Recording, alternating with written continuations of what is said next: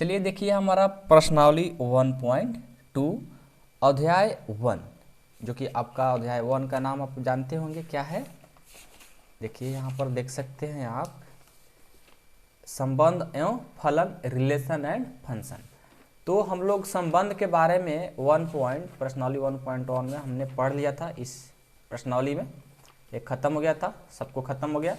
अब आपको प्रश्नावली 1.2 से, यहाँ से देखिए प्रश्नावली 1.2 से आप लोगों का फलन स्टार्ट होता है। ठीक है, तो फलन में देखिए इस एक्सरसाइज में, इस प्रश्नावली में क्या क्या यूज है, जो बेसिक नॉलेज है वो आपको जानना बहुत ज़रूरी है, जो कि आप 11th क्लास में पढ़े हैं। हो सकता है आप लोग भूल गए होंगे, लेकिन हम इस वीडियो में आप लोग को जो हमारे प्रश्नावली 1.2 में जिस चीज़ का नीड होगा, जिस चीज़ का आवश्यकता होगा, वो सारे छोटे छोटे टॉपिक आप लोग को समझाएंगे, ताकि हम जब प्रश्नावली 1.2 स्टार्ट करें तो आप लोग का कोई दिक्कत नहीं होना चाहिए।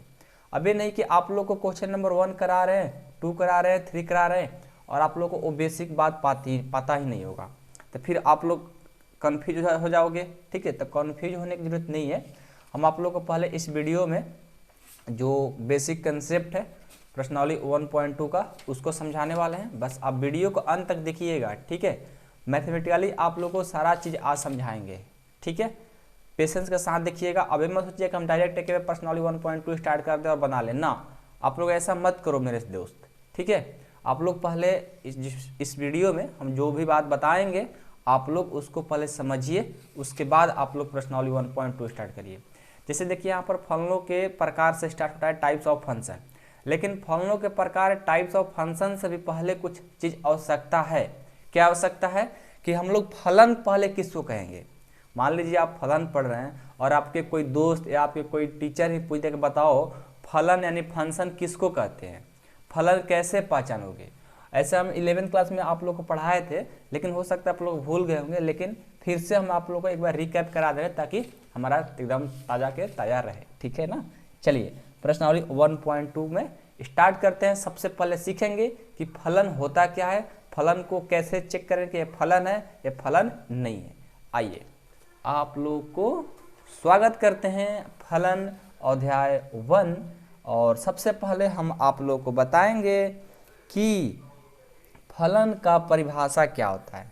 ठीक है, और आज के बाद आप लोग को भूलना नहीं है। ठीक है, आप लोग यार भूल जाते हो, जो लोग नहीं भूले हैं ना उनको मैं थैंक यू बोलना चाहते हैं। ठीक है, चलो देखो, फलन यानी फंक्शन, फंक्शन का परिभाषा होता है कि यदि, देख लो, यदि ए और बी, क्या बोला, यदि ए और बी ये क्या है, दो अरिक्त समुच्चय, अरिक्त समुच्चय। अब यहाँ पर जो अरिक्त का बात आया है, अरिक्त का मतलब होता है ना, इसमें कुछ ना कुछ होना चाहिए, खाली नहीं होना चाहिए। ठीक है, समुच्चय हो जिसमें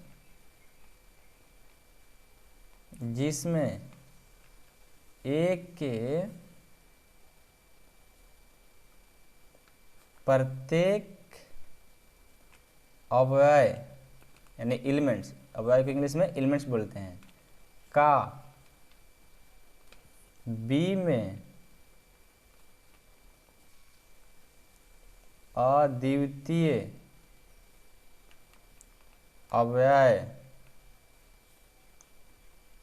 प्राप्त होता है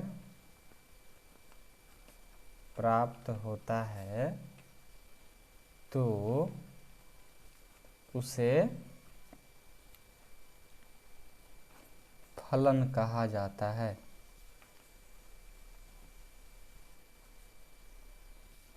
बात समझ में आया। फलन का परिभाषा होता है कि यदि ए और बी दो अरिक्त समुच्चय हो जिसमें एक के प्रत्येक अवयव का बी में एक अद्वितीय अवयव प्राप्त होता है, उसे फलन कहा जाता है। ठीक है, याद हो गया।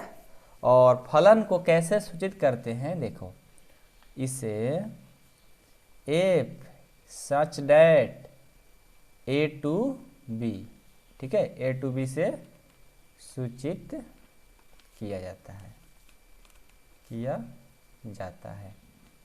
और आप लोग हमेशा मेरे डियर, आप लोग यहाँ पर F such that A to B बोलिएगा इसको, ठीक है ना, पढ़ जाएगा ना, क्या बोलिएगा, F such that A to B. Okay, अब कहिएगा कि भैया हमको तो सिखा दिए फलन की जांच, सॉरी फलन, अब हम फलन की जांच कैसे चेक करेंगे कि यह फलन है कि नहीं है, तो प्लीज़ आप इसको भी बता दीजिए।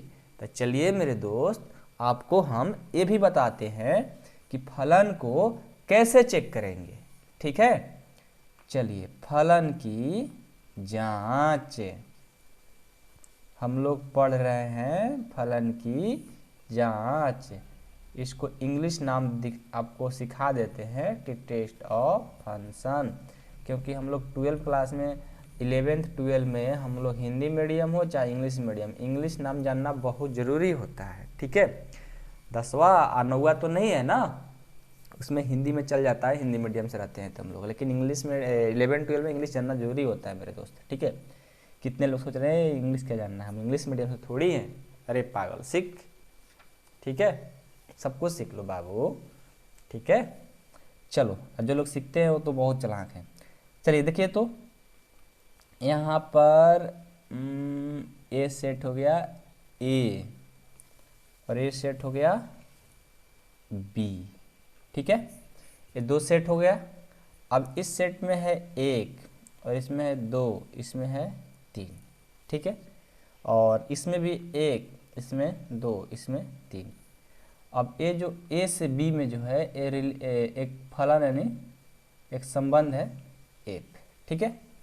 अब देखिए हमारा फलन कब होगा, जब इस एक का इसके साथ, ठीक है, कोई ना कोई एक अद्वितीय अवयव प्राप्त होता होगा। देखो ए इससे प्राप्त हो रहा है, ए इससे प्राप्त हो रहा है, ए इससे प्राप्त हो रहा है।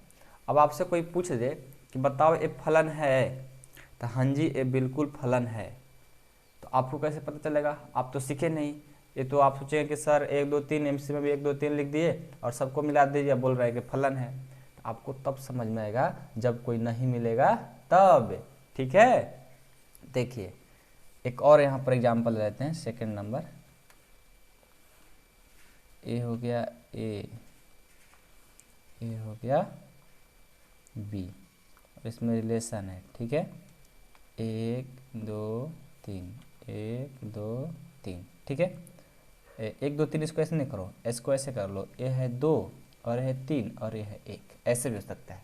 ऐसा नहीं है कि यहाँ पर भी 1 2 3 ही रहेगा, कुछ भी रह सकता है, ठीक है। तो 1 के साथ संबंध है 2 को 3 से, 3 को 1 से, हम इसको भी बोल रहे हैं कि फलन है। अब हम देखिए, आप लोग 2 देख लिए कि फलन है, बट एक तीसरा एग्जाम्पल देखिएगा। 4 एग्जाम्पल लेंगे, 4 एग्जाम्पल से आप लोग इतना अच्छा समझ में आ जाएगा फलाना, फिर आपको भूलोगे नहीं, ठीक है। ये भी लेते हैं, देखो ये है ए और ये है बी, इसमें रिलेशन देखते हैं, ठीक है। तो यहाँ पर 1 है, सिर्फ 1 है, यहाँ पर 1 2 3 है, तो 1 को इससे भी संबंध है, 1 को इससे भी संबंध है और 1 को इससे भी संबंध है, ठीक है। अब ये बताओ, हमने बोला कि ये फलन नहीं है, आप कहोगे सर कैसे, अभी भी आपको नहीं बताएंगे, ये तीसरा एग्जाम्पल था ना, चौथा पहले देख लो। यहाँ पर देखो कि ए है और ये बी है और इसमें है 1 3, इसमें 1 3 2। अब इसमें क्या है कि 1 का रिलेशन है 1 से और 3 से भी, और 3 का है 2 से भी। अब ये भी बोल दिया कि नहीं है, तो आपको अभी कुछ समझ में नहीं आएगा। तो देखिए हमने बोला कि जब 1 को 1 से रिलेशन रहेगा, पूरा का पूरा मिल जाए, इसका इससे रिलेशन, इसका इससे, ठीक है। और यहाँ पर देखो एक ही का ये तीनों से रिलेशन कर रहा है कि नहीं कर रहा है, तो इसको हम फलन नहीं बोलेंगे। 1 का इसमें क्या हो रहा है, 2 से कर रहा है, रिलेशन नहीं हुआ, क्यों, क्योंकि हमने पढ़ा कि यदि ए और बी के 2 अरिक्त समूह जिसमें ए का प्रत्येक अवयव, बी का एक अद्वितीय, बी में अद्वितीय अवयव प्राप्त हो, मतलब एक से ज़्यादा नहीं, अद्वितीय नहीं, मतलब एक सिर्फ, ठीक है, एक ही इसमें प्राप्त होना चाहिए, बी में सिर्फ एक प्राप्त हो, एक प्राप्त हो रहा है, तो बोलेंगे यह फलन है। लेकिन जब ये देखो 2 को रिलेशन कर रहा है, तो समझो को फलन नहीं है, यह फलन नहीं है। सिर्फ कितना होना चाहिए, एक होना चाहिए, एक से एक का रिलेशन। अब ये नहीं कि मतलब एक से आप एक हो और तीन मतलब समझ लेना रखे हो, ठीक है, तो वो आपका रिलेशन अच्छा नहीं चलेगा, ठीक है। एक हो तो सिर्फ एक ही से रखना, बात समझ लेना, ठीक है, क्या बोले हैं। चलो आगे बढ़ते हैं, ऐसे मजाक में बोले हैं, ठीक है। चलिए आगे बढ़े, आगे बढ़ा जाए, कोई किसी को दिक्कत नहीं है, ये बात समझ में आया कि एक को एक से रिलेशन होना चाहिए। अब ये नहीं कि एक को तीन से रिलेशन हो जाना चाहिए, वो मतलब रिलेशन सही नहीं चलता, इसलिए हमने बोल दिया कि फलन नहीं है, ठीक है। तो यहाँ मैथ में भी वही काम चलता है कि एक के एक से रिलेशन रहेगा तो उसको अच्छा माना जाएगा, उसको फलन माना जाएगा, और यदि एक को दो तीन से रिलेशन कर दिया जाए उसको फलन नहीं बोलेंगे, ठीक है। बात समझ में आया। चलो आगे बढ़े। अब देखिए जैसे हमने फलन पढ़ा, फलन की जांच पढ़ा, उसी तरह एक छोटा सा टॉपिक है जैसे प्रतिबिंब और पार्क प्रतिबिंब। अब इसमें एक प्रतिबिंब होता है, पार्क प्रतिबिंब होता है, कि पार्क होता है, कि प्रतिबिंब होता है, तो इसके बारे में भी आपको थोड़ा सा छोटा सा जानकारी है जो कि आप लोग कहीं भी काम आ सकता है, जो कि हम आप लोग को समझाने की कोशिश करेंगे, ठीक है। ये छोटा सा टॉपिक है, पढ़ लीजिए, छोड़ना नहीं है कोई भी टॉपिक, ठीक है ना। इस टॉपिक का नाम है, इंग्लिश में हिंदी में पढ़ लेते हैं, प्रतिबिंब। 11वीं क्लास में पढ़ा हुआ है, ठीक है, प्रतिबिंब एवं पार्क प्रतिबिंब, पार्क प्रतिबिंब, जिसको हम इंग्लिश में बोलते हैं इमेज एंड प्री इमेज, ठीक है, समझ में आया। चलिए इमेज और प्री इमेज क्या होता है पहले देखिए। यदि हमारा कोई संबंध यानी फलन एफ सच दैट ए से बी में हो, ठीक है, में कोई फलन है जिसमें, ठीक है, x बिलोंग्स टू ए के सापेक्ष y बिलोंग्स टू b हो, तो देखिए यदि f such that A to B में कोई फलन है जिसमें x बिलोंग कर रहा है a में और y बिलोंग कर रहा है b में, तब देखिएगा जो y है, y को हम क्या बोलेंगे, x का इमेज, क्या बोलेंगे, y को x का इमेज कहते हैं, ठीक है।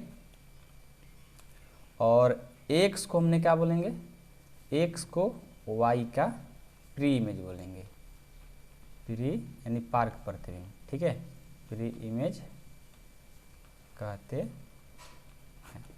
ठीक है, समझ में आया।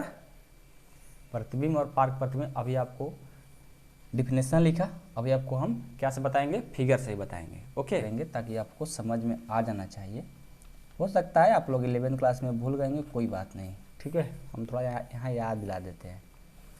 यहाँ एक रिलेशन है ए, यहाँ एक रिलेशन है बी, 1 2 3 ए बी सी, ठीक है। तो यहाँ पर देखिए एक का रिलेशन है ए से, और 2 का रिलेशन है बी से, और 3 का भी रिलेशन है बी से ही, और सी बेचारा छूट गया। तब देखिए क्या होता है, जो एक है ना, एक का जो इमेज बन रहा है वो क्या है बताइए, तो एक का जो इमेज बनेगा ए बनेगा, क्या बनेगा, ए, तो आई का आई का रहे एक ना है ना, एक का इमेज क्या बना ए, 2 का इमेज क्या बनेगा बी, 3 का इमेज क्या बनेगा बी, तो लिख लो 2 का जो इमेज बना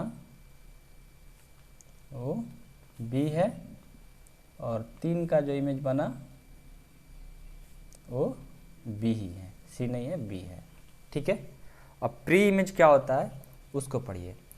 तो इसका ए वाला, तो ए का प्री इमेज क्या है 1, तो लिख लो, तथा ए का प्री इमेज 1 है, बी का प्री इमेज 2 है, बी का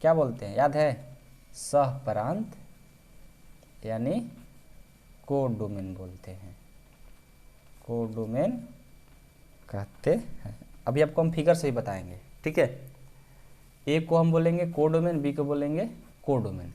अब हमारा रहा रेंज, तो रेंज किसको कहेंगे, तो देखिए समुच्चय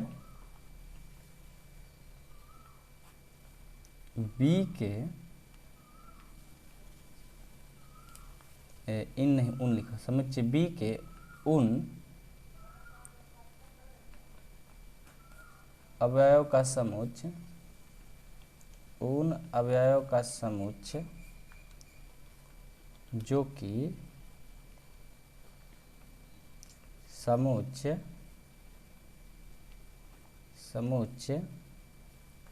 ए से जुड़ा हो, अर्थात पूर्व प्रतिबिंब, ठीक है, पूर्व यानी प्री इमेज, पूर्व प्रतिबिंब हो, उससे हम क्या कहेंगे, परिसर यानी रेंज कहते हैं, रेंज कहते हैं। बात समझ में आया। और साथ में भी पढ़ लीजिए कि डोमेन जो है और कोड डोमेन और रेंज, इसको किससे सूचित करते हैं, तो लिख लीजिए इसे, डोमेन को डी से, कोड डोमेन को सी डी से और रेंज को आर से सूचित किया जाता है, ठीक है, समझ में आ गया, कोई दिक्कत नहीं है। अब देखिए आप लोग को हम थोड़ा एग्जाम्पल लेकर समझा देते हैं, उससे क्या होता है, कंप्लीट हो जाता है अच्छे तरीके से, ठीक है। दो सेट ले लिए, एक सेट ए एक सेट बी, यहाँ पर ए बी सी है और यहाँ पर D E F G H है, ठीक है। तो ए का रिलेशन है डी से, बी का है ई से, सी का है एफ से। अब इसी में आपको बताना है डोमेन को डोमेन रेंज। तो डोमेन जो होता है, ठीक है, जो डोमेन होता है वो होता है, देखिए ए सेट ए को टोटल क्या बोलते हैं, डोमेन। आपको बताया ना, समझ ए को फलन एफ का क्या बोलते हैं, डोमेन बोलते हैं। तो ए क्या हो गया, डोमेन हो गया ए बी सी। और कोडोमेन किसको बोलते हैं, कोडोमेन क्या हो जाएगा, ए हमारा जो समुच्चय बी के उन अवयव का समुच्चय जो समुच्चय ए से जुड़ा हो। तो देखो समुच्चय ए से कौन कौन जुड़ा है, डी जुड़ा है ए से, ए भी जुड़ा है, ए भी जुड़ा है, लेकिन जी एच नहीं जुड़ा है ना।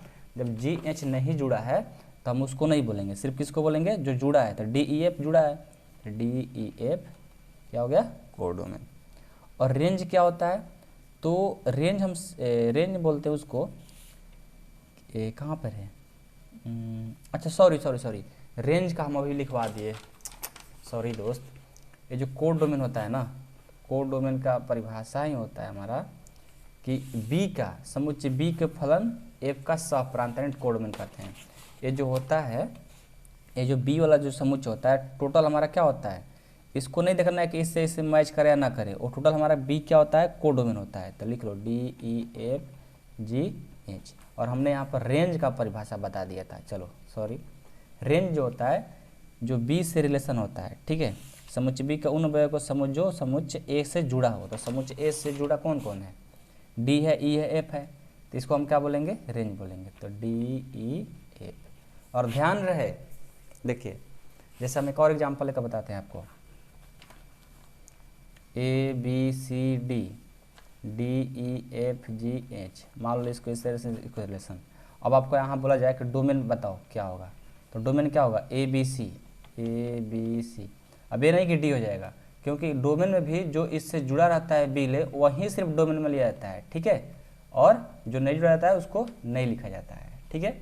और कोड डोमेन में बी वाला पूरा पार्ट हो जाता है, और रेंज में जो बी का पार्ट ए से जो जो मिला हुआ था, डी देखो मिला है, ई मिला है, एफ मिला है, तो यही सिर्फ होता है। ये बात याद रखिएगा, ठीक है, भूलिएगा नहीं ना। चलिए अब हम आगे बढ़ते हैं, लाते हैं बुक। आप लोग का जितना बेसिक था हमने बता दिया, ठीक है, प्रश्नावली 1 पॉइंट यानी फलन में जो भी बेसिक का काम था हमने बता दिया। अब हम स्टार्ट करेंगे आपका प्रश्नावली 1.2 का थ्योरी, जो कि फलनों के प्रकार, टाइप्स ऑफ फंक्शन। ये बहुत इंपॉर्टेंट है, इसमें 4 या 5 बताएंगे थ्योरी परिभाषा, जो कि बहुत इंपॉर्टेंट है, बहुत इंपॉर्टेंट। समझिए कि यहाँ पर देखिए कौन कौन से पढ़ना है। एक 1 जिसको एकाएक बोलते हैं, ठीक है, और एक यहाँ पर परिभाषा नंबर 6 जिसको ऑन टू बोलते हैं, और परिभाषा नंबर 7 जिसको हम 1 एंड ऑन टू बोलते हैं, और एक और है जो कि एनसीईआरटी में शायद नहीं दिया है, ठीक है, लेकिन हम आप लोगों को पढ़ाएंगे। ओके, आइए तो हम स्टार्ट करते हैं फलनों के प्रकार, टाइप्स ऑफ फंक्शन। चलिए फलनों के प्रकार हमारा टॉपिक है कि फलन के कितने प्रकार हैं, ठीक है, फलनों का प्रकार।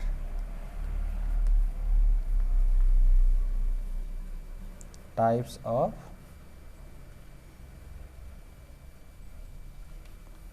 फंक्शन, ठीक है। तो टाइप्स ऑफ फंक्शन में सबसे पहला नंबर पे आता है वो है हमारा एकाएकी, एकाएकी या एकाएक। ये देखिए ये दो नाम है, एकाएक फलन। इसके बारे में समझा देते हैं आपको ताकि कहीं मिस्टेक ना हो, ठीक है। देखिए एकाएकी या एकाएक का मतलब है कि ये दोनों जगह कहीं कहीं ए लिखा रहता है, कहीं कहीं ए लिखा रहता है। ऐसे में एनसीईआरटी में दोनों लिखा हुआ है, तो इसलिए कभी ए लिखा रहे चाहे ए लिखा रहे, दोनों बात समझिएगा कि एक ही है, ठीक है। जिसको इंग्लिश में क्या बोलते हैं 1 ठीक है, या इंजेक्टिव बोलते हैं, इंजेक्टिव फंक्शन। ऐसे ज़्यादा से ज़्यादा आप लोग को 1 फंक्शन पढ़ना होता है, समझना होता है, ठीक है, यही ज़्यादा लिखा भी रहता है, ठीक है। तो दो नाम है तो उससे मतलब नहीं है, लेकिन मतलब एक ही है, एक ही परिभाषा होता है, एक ही चीज़ पढ़ना होता है, ठीक है। तो 1 फंक्शन में क्या होता है कि यदि आपका समुच्चय, ध्यान से पढ़िएगा बहुत इंपॉर्टेंट है, यदि समुच्चय ए के भिन्न भिन्न अवयव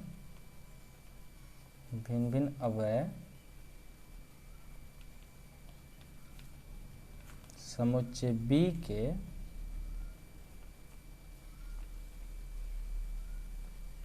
भिन्न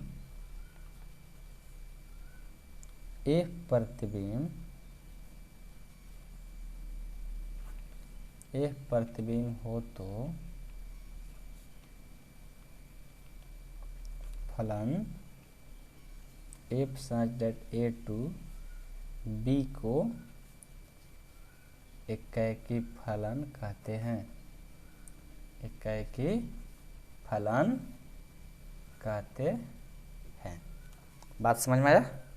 कह रहा है कि यदि समुच्चय ए के भिन्न भिन्न अवयव समुच्चय बी के भिन्न भिन्न एफ प्रतिबिंब हो तो फलन एफ ए टू बी को एकाएकी फलन कहते हैं। इसका मतलब है कि यहाँ पर एक सेट ए है, एक समुच्चय यानी सेट बी है, और इन दोनों में रिलेशन है एफ यानी फंक्शन का। देखिए यहाँ पर एक पहले समझिएगा, ठीक है। देखिए इसका जो रिलेशन है कह रहा है कि भिन्न भिन्न अवयव समुच्चय बी के भिन्न भिन्न एफ प्रतिबिंब, मतलब अलग अलग हो। तो देखो इसको इससे रहेगा, इसको इससे रहेगा, इसको इससे रहेगा, मतलब अलग अलग प्रतिबिंब मिलेगा, अलग अलग बनेगा रिलेशन, ठीक है। तो हम इसको क्या बोलेंगे, एकाएकी या एकाएक फलन 1 फंक्शन बोलेंगे। बात समझ में आ गया? क्या बोलेंगे? 1 फंक्शन बोलेंगे। जब हम प्रश्नावली 1.1 करने जाएंगे तो ये बात आप लोग को याद एक बार दिलाएंगे, ठीक है। और वहाँ पर हम 1.2 ना, और वहाँ पर हम आप लोग को मैथमेटिकली बताना है, वहाँ पर ऐसे ही सिर्फ नहीं दिखा देना है। ये तो बेसिक काम है ही, लेकिन वहाँ पर मैथमेटिकली मतलब x1 x2 लेकर के हम वहाँ पर बनाएंगे। ये बात आप लोग याद रखिएगा, अभी नहीं कि भूल जाइएगा, ठीक है। याद रखिएगा कि सर ने बोला था कि मैथमेटिकली वहाँ पर सॉल्व होता है 1.2, तो वहाँ पर x1 y1 x2 y2 ऐसे ले लेकर के, यहाँ पर बिंदु बिंदु लिए है ना, तो वहाँ पर ऐसा ले लेकर के समझाएंगे, लेकिन ए वाला वहाँ पर अभी बताएंगे बेसिक में, ताकि आपको याद एक बार पड़ जाए, ठीक है। यहीं पेज आप लोग को दिखा करके उस क्वेश्चन को सॉल्व करेंगे, ताकि आप लोग अच्छे से समझ में आए, ठीक है। तो आप लोग थोड़ा बेसिक है, इसको समझते चलिए, ठीक है ना, इसलिए आपको हम पढ़ाते हैं पहले बेसिक, ओके। चलिए अगला है 2 नंबर पे आता है, ये है ऑन टू, पहले इंग्लिश नाम लिख दिया ना, चलो कोई बात नहीं, ऑन टू, और दूसरा नाम है सर्जेक्टिव फंक्शन, और इसका नाम जो है हिंदी में आच्छादक या आच्छादी, आच्छादक या आच्छादी फलन, ठीक है। तो इसका डिफिनेशन क्या होता है, इसका परिभाषा क्या होता है, ये लिख कर दिखाते हैं, ठीक है। कि यदि फलन f such that a to b इस प्रकार है, इस प्रकार है कि समुच्चय A के प्रत्येक अवयव का एक प्रतिबिंब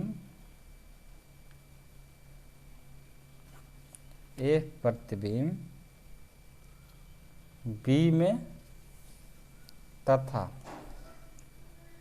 B का प्रत्येक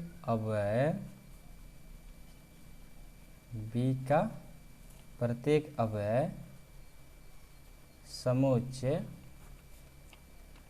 A के किसी न किसी अवयव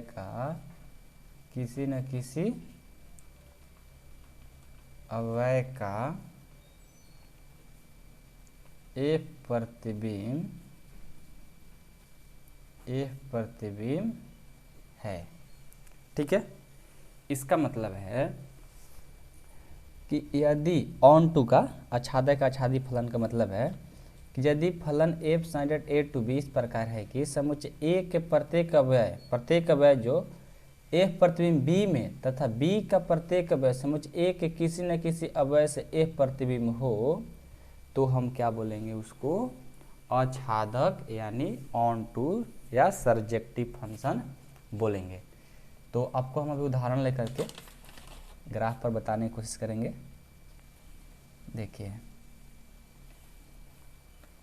ये आपका A और ये है B, इसमें फंक्शन f है रिलेशन। अब यहाँ पर समझिएगा, देखिए इसको इससे रिलेशन है, ठीक है, और इसको इससे भी रिलेशन है, तो उससे हो गया, इसको इससे है और इसको इससे है। आपका डिफिनेशन क्या कहा था, आपका डिफिनेशन कहा था कि A के प्रत्येक अवयव का f प्रतिबिंब B में, मतलब A का प्रत्येक देखो इसमें तो बन ही रहा है, सबका बन रहा है, और क्या होना चाहिए, B का प्रत्येक अवयव समुच्चय A के किसी न किसी अवयव से प्रतिबिंब बनना चाहिए। देखो इसका भी बन रहा है, इससे इससे इससे इससे।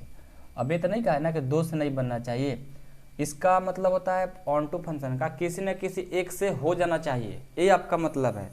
अब ये नहीं कि मतलब कि 2 से हो रहा है कि 1 से हो रहा है कि 3 से हो रहा है, इस पे डिपेंड नहीं करता है, आपको सिर्फ प्रतिबिंब बन जाना चाहिए सबका, ठीक है। बात समझ में आया? आपको एग्जाम्पल लेकर बता दें का, एक बोलिए, एग्जाम्पल लेकर बताने के लिए कहेंगे तो बता देंगे, बता दें। चलिए एक एग्जाम्पल यहाँ पर लेकर के बता देते हैं आप लोगों को, ठीक है। आइए, यदि A बराबर मान लीजिए कि 1 2 3 है और B बराबर 1 B है, तो जो फलन बनेगा, फलन f such that a to B इस प्रकार से परिभाषित किया गया है, इस प्रकार से परिभाषित किया गया है।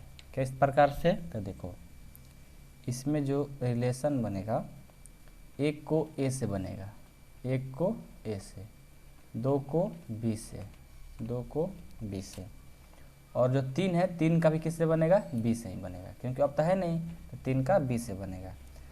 तो यहाँ पर जो समुच्चय ए का प्रत्येक अव्यय है, समुच्चय का प्रत्येक अव्यय क्या है? एक दो तीन, ठीक है। और इसी में समुच्चय ए का एक दो तीन का बी में जो है, बी में क्या है?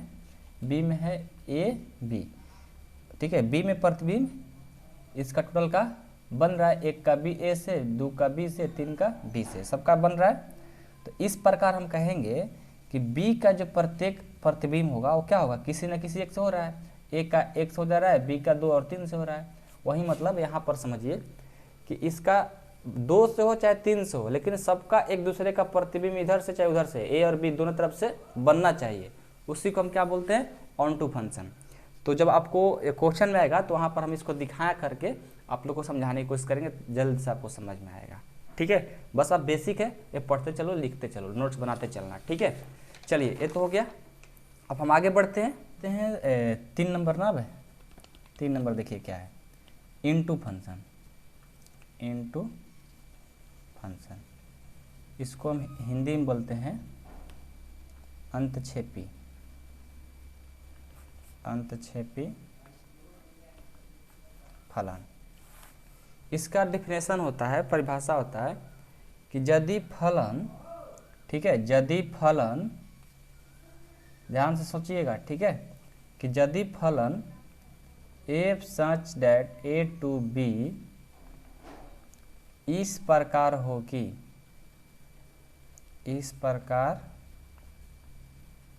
हो कि समुच्चय,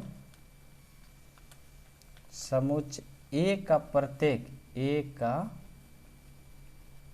समुच्चय ए का प्रत्येक अव्यय का समुच्चय बी में, समुच्चय बी में एफ प्रतिबिंब, एफ प्रतिबिंब हो, परंतु बी में कम से कम, बी में कम से कम एक के, बी में कम से कम एक अव्यय ऐसा हो, अव्यय ऐसा हो जो ए के किसी भी, ए के किसी भी अव्यय का एफ प्रतिबिंब न हो, एफ प्रतिबिंब न हो। इस प्रकार, इस प्रकार के फलन को हम लोग क्या बोलेंगे? अंतक्षेपी फलन कहते हैं, अंतक्षेपी फलन कहते हैं। समझ में आया? देखिए एक बार फिर से आपको पढ़कर सुनाते हैं। ऑन टू फंक्शन उसको कहेंगे कि यदि फलन f sin a to b इस प्रकार से हो कि समुच्चय a का प्रत्येक अव्यय का समुच्चय b में f प्रतिबिंब हो, मतलब a का पूरा b में हो, परंतु b के कम से कम एक ऐसा अव्यय जो कि a में किसी भी अव्यय से प्रतिबिंब न हो, मतलब एक ऐसा होना चाहिए जो कि a से नहीं हो। तो कैसे? आपको एग्जाम्पल समझाते हैं, ग्राफ द्वारा जल्दी समझ में आएगा। a है a और a है b, यहाँ पर देखो दिया हुआ है और यहाँ पर भी दिया हुआ है। अब देखिए इसका इससे रिलेशन है जी, ठीक है, इसका इससे भी है और इसका इसी से भी है। तो हमने बोला था कि ए का प्रत्येक अव्यय समुच्चय बी में प्रतिबिंब हो, तो ए का पूरा प्रतिबिंब दे रहा है, लेकिन बी में कैसा हो जो एक का प्रतिबिंब कम से कम एक ऐसा हो कि प्रतिबिंब नहीं, दो तीन हो सकता है, ज़्यादा भी होगा, लेकिन एक होना चाहिए, ज़रूरी है। एक से 2 3 हो सकता है जिसका नहीं होगा, लेकिन कम से कम एक होना चाहिए। अब ये नहीं कि इसका भी किसी से हो जाए तो फिर ये हमारा ऑन टू फंक्शन नहीं होगा। कम से कम एक बच जाना चाहिए। और मान लो 2 है, इसका भी किसी से नहीं है, तो ऐसा हो जाए, लेकिन कम से कम एक तक चलेगा। बात को समझ रहे ना। एक बी में एक ऐसा होना चाहिए जिसका कोई ए से कोई प्रतिबिंब नहीं बनता होगा। तो ये हमारा जो है इसका कोई प्रतिबिंब नहीं बन रहा है, तो हम बोलेंगे ऑन टू फंक्शन है। ठीक है, तभी आपको गणितीय माध्यम से पढ़ाएंगे जब आपका प्रश्नावली स्टार्ट होगा तब। ओके, तो वहाँ पर और अच्छे से समझ में आएगा। तो बेसिक है। ठीक है, 4 नंबर पर आता है 1 1। ठीक है, 1 1 1 2, और इसका सेकेंड नाम बाइजेक्टिव बोलते हैं। ठीक है, बाइजेक्टिव फंक्शन। अभी आपने क्या पढ़ा था, 1 1 सिर्फ पढ़ा था, ऑन टू पढ़ा था, लेकिन अब दोनों एक ही में आ जाएगा तब क्या कहेंगे, और इसका हिंदी नाम होता है एकाएकी आच्छादक फलन। ठीक है, दोनों एक ही में आ गया तब इसका डिफिनेशन क्या होगा, तो इसका डिफिनेशन हो जाता है कि यह फलन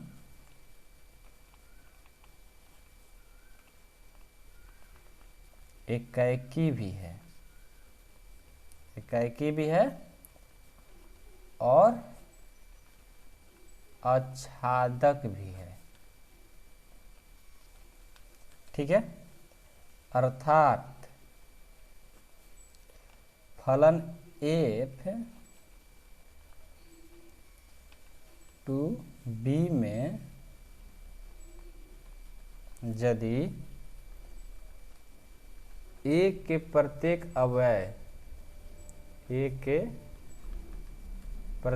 अवयव का बी में भिन्न भिन्न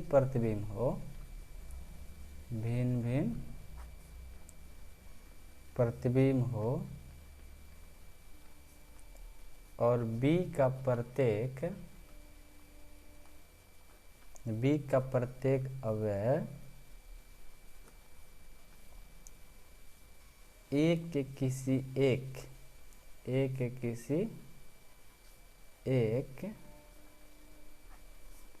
अवयव का प्रतिबिंब हो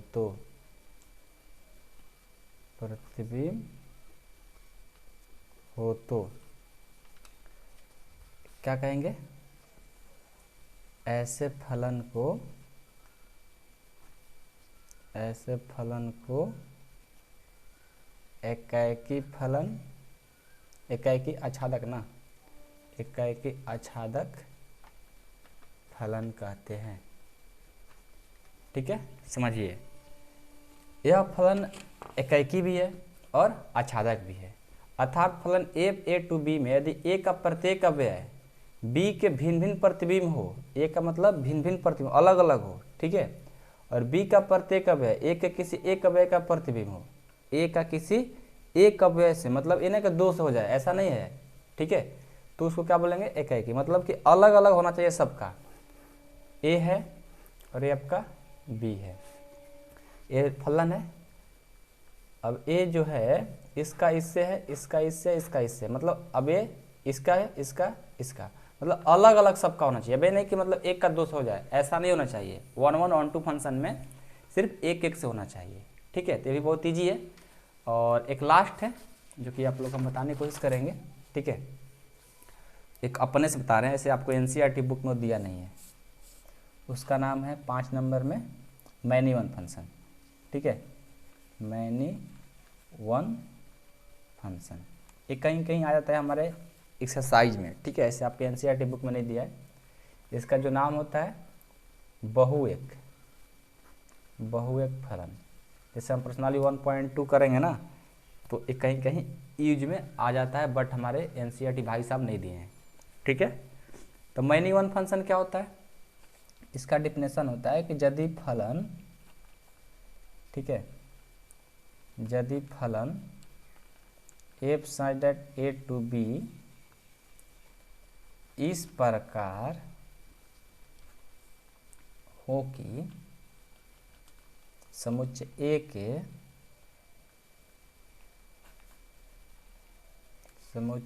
के दो या दो से अधिक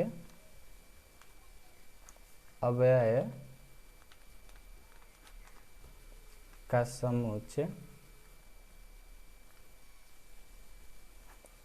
समुच्चय B में F प्रतिबिंब एक हो, तब उस फलन को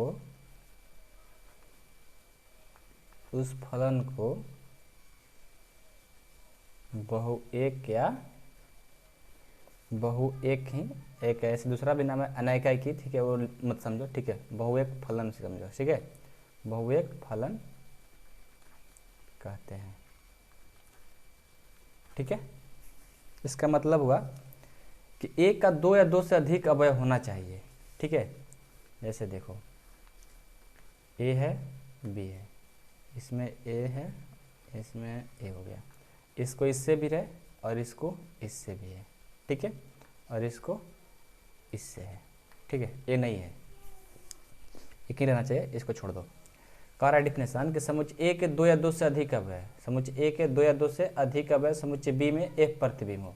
देखो इसका भी है इससे और इसका भी एक है इससे, ठीक है, तब हम उसको क्या बोलेंगे उसको बहुएक फलन। तो ये बहुत कम यूज होता है, ऐसा आपको बहुत कम यूज होगा, आप टेंशन ना लेना इस बात को।